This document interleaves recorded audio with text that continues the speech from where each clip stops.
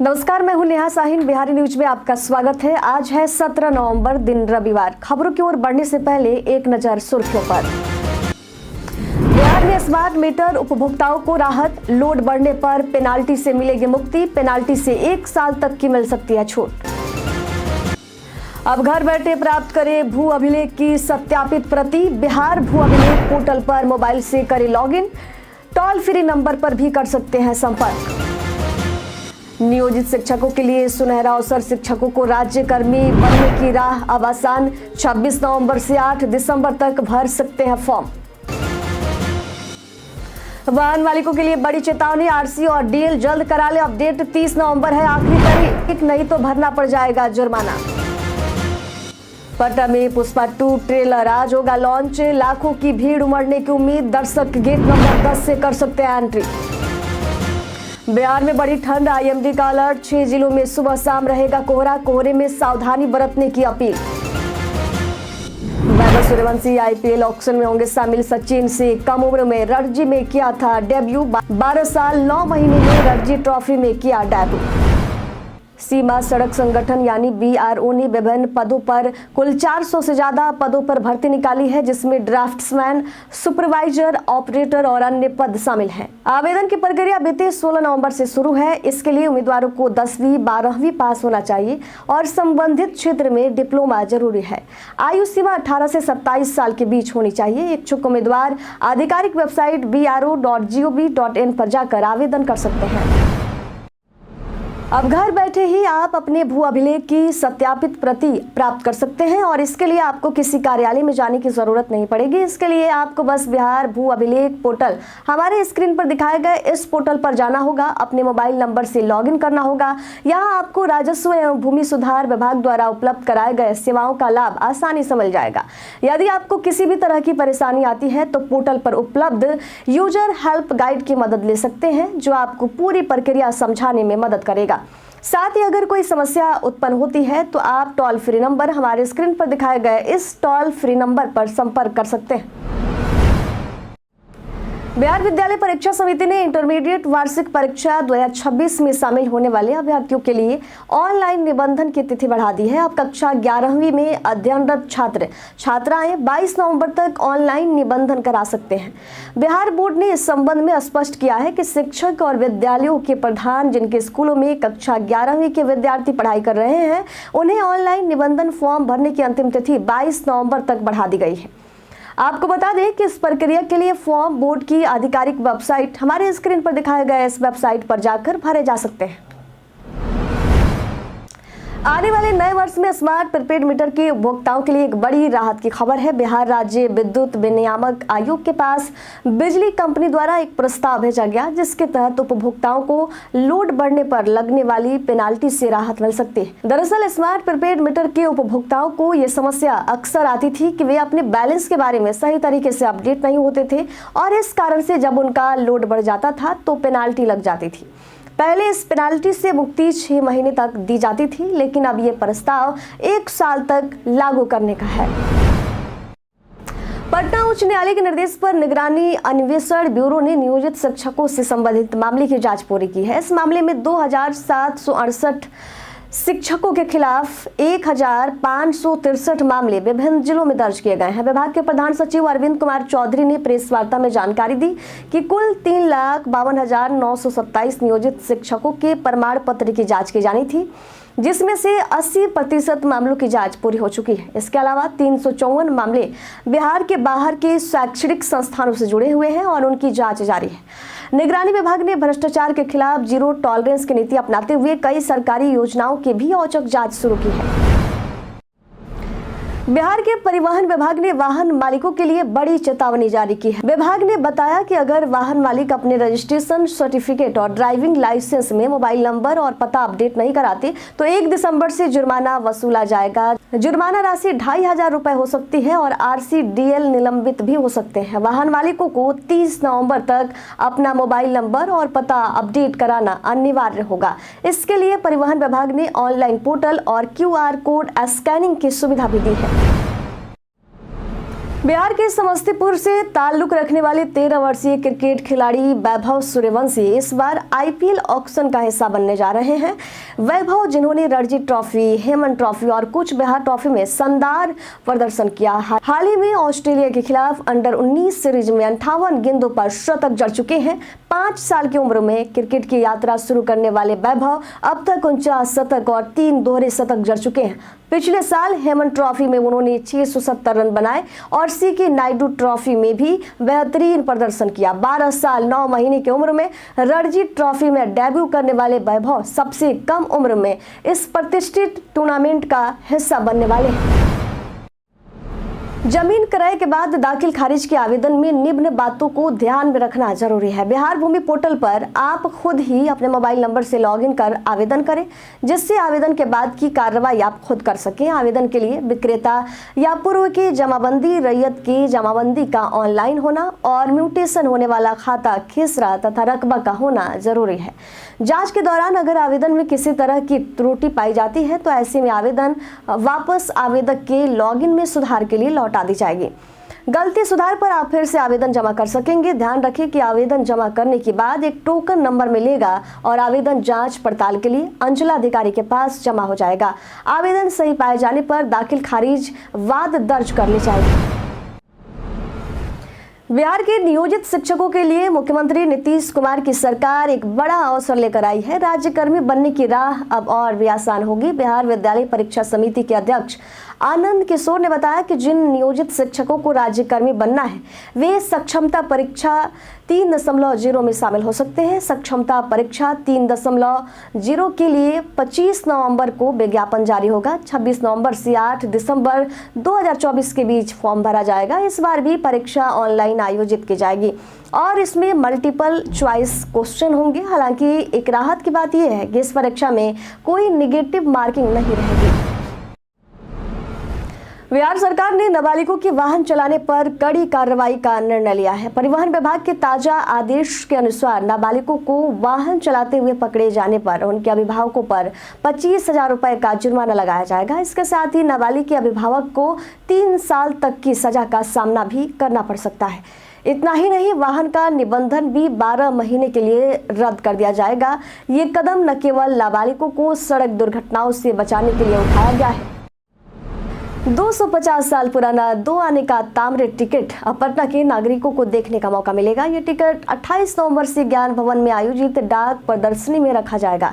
जबलपुर से लाए गए इस टिकट पर एक ओर पटना और दूसरी ओर उर्दू में लिखा है। इसे 20 करोड़ रुपए से अधिक मूल्य का माना जाता है। ये टिकट सूचनाओं के आदान प्रदान के लिए इस्तेमाल होता था। 3 दिवसीय इस प्रदर्शनी में ताम्र टिकट सहित कई आकर्षक डाक सामग्री को प्रदर्शित किया जाएगा। पटना जीपीयू के द्वारा 2011 के बाद पहली बार डाक प्रदर्शनी का आयोजन किया जा रहा है। राज्य के विश्वविद्यालयों में कार्यरत उन शिक्षकों के वेतन भुगतान पर रोक लग सकती है जिनका वेतन सत्यापन नहीं हुआ है और जिनकी सूचनाएं शिक्षा विभाग के पेरोल मैनेजमेंट पोर्टल पर अपलोड नहीं की गई है। उच्च शिक्षा निदेशालय ने सभी कुलसचिवों को इस संबंध में निर्देश जारी किए हैं। इससे संबंधित मामलों में विश्वविद्यालयों के जिम्मेदार अधिकारियों पर कार्रवाई की जाएगी।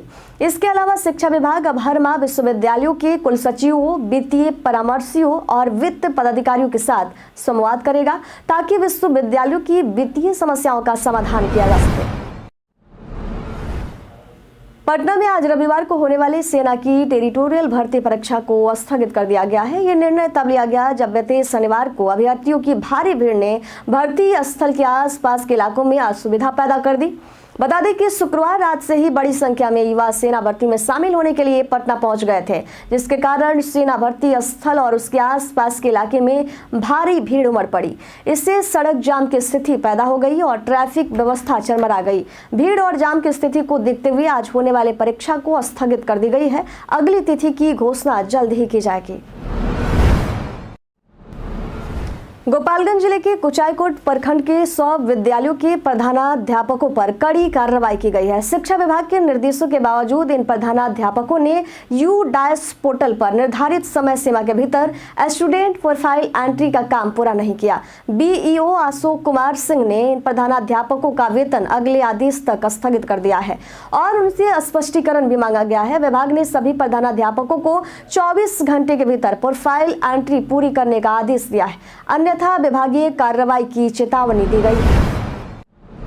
बीते दिन पर्यावरण, वन एवं जलवायु परिवर्तन विभाग बिहार को गौरैया संरक्षण के लिए एक नई कार्य योजना सौंपी गई। ये रिपोर्ट वन्य प्राणी सप्ताह के दौरान पटना जू के तत्कालीन निदेशक सत्यजीत कुमार के आग्रह पर गौरैया विद संजय कुमार द्वारा तैयार की गई। कार्य योजना में गौरैया की घर वापसी के लिए दाना पानी रखने, कृत्रिम घोंसला स्थापित करने, पेड़ लगाने और लोगों से गौरैया के प्रति संवेदना बढ़ाने की अपील की गई है। ये अभियान पहले चरण में पटना में शुरू होगा और बाद में अन्य जिलों में लागू किया जाएगा।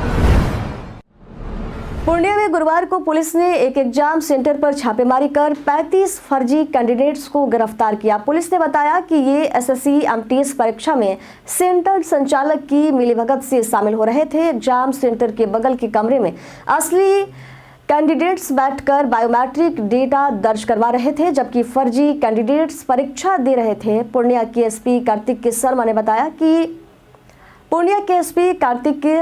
ने बताया कि पूछताछ में सामने आया है कि गिरोह का संचालन पटना के एक लड़के और कटिहार के सेंटर संचालक रोशन द्वारा किया जा रहा था और ये नेटवर्क बिहार से लेकर झारखंड तक फैला हुआ था। एसएससी की फ्लाइंग स्क्वाड टीम की भी भूमिका संदिग्ध पाई गई। बिहार में ठंड का असर बढ़ता जा रहा है और पश्चिमी विक्षोभ के कारण कई जिलों में सुबह के वक्त घना कोहरा छाया हुआ है। पटना आईएमडी ने 17 नवंबर तक बेतिया, मोतिहारी, मधुबनी, सीतामढ़ी, मुजफ्फरपुर और शिवहर जिलों में सुबह और शाम के समय घने कोहरे का अलर्ट जारी किया है। कोहरे से विजिबिलिटी कम होने की आशंका है, जिससे सड़क हादसों का खतरा बढ़ सकता है। इस बाबत वाहन चालकों से अपील की गई है कि वे गाड़ी चलाते समय विशेष सावधानी बरतें। आज पटना के गांधी मैदान में साउथ के सुपरस्टार अल्लू अर्जुन और रश्मिका मंदाना की फिल्म पुष्पा 2 का ट्रेलर रिलीज किया जाएगा। इस भव्य कार्यक्रम में फिल्म के अन्य स्टार कास्ट भी शामिल होंगे। शाम 5 बजे से रात 9 बजे तक चलने वाले इस इवेंट में दर्शकों के लिए एंट्री फ्री होगी। लाखों की संख्या में दर्शकों की मौजूदगी की उम्मीद है।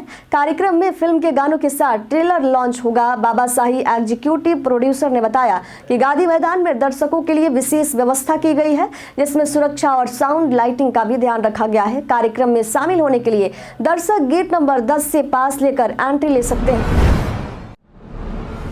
बिहार के 7 जिलों पटना, बेगूसराय, खगड़िया, अररिया, मोतिहारी, दरभंगा और समस्तीपुर में 18 केंद्रों पर गार्गी अध्याय से जुड़ी विदुषियों द्वारा आर्थिक रूप से वंचित बच्चों को निःशुल्क शिक्षा दी जा रही है। लेट्स इंस्पायर बिहार अभियान के तहत चल रहे इस प्रयास से बिहार के उज्जवल भविष्य की नींव रखी जा रही है। आईपीएस विकास वैभव ने सोशल मीडिया पर गार्गी पाठशाला के बच्चों को देखकर खुशी जताई।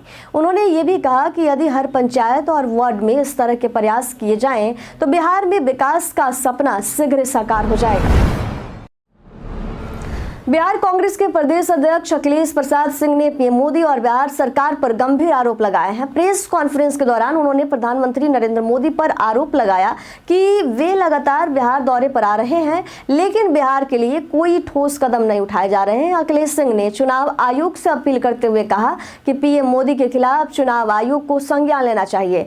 उनका कहना था कि प्रधानमंत्री मोदी ने 1.5 साल पहले दरभंगा में अस्पताल का उद्घाटन किया था, लेकिन अब तक उस अस्पताल का कोई ठोस काम नहीं हुआ है।